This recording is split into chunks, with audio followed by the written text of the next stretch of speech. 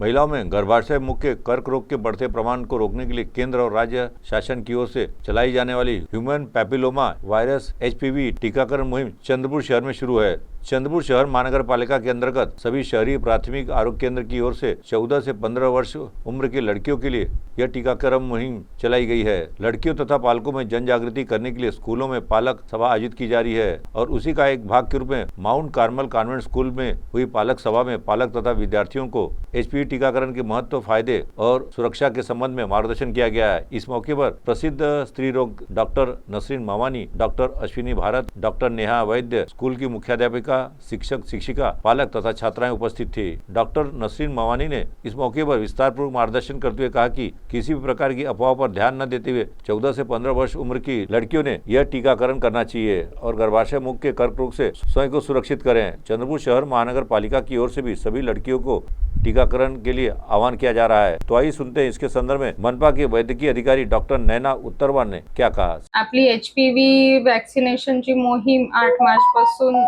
चंद्रपूर शहर महानगरपालिका अंतर्गत सर्व शहरी प्राथमिक आरोग्य केंद्रामार्फत सुरू करण्यात आलेली आहे आणि तसेच आपण मुलींमध्ये किंवा पालकांमध्ये जनजागृती होण्यासाठी या मोहिमेविषयी आपण सर्व शाळेत पालक सभा सुद्धा घेत आहेत। त्याच अनुषंगाने आज आपण माउंट कार्मेल शाळा इथे पालक सभा आयोजित करण्यात आली होती।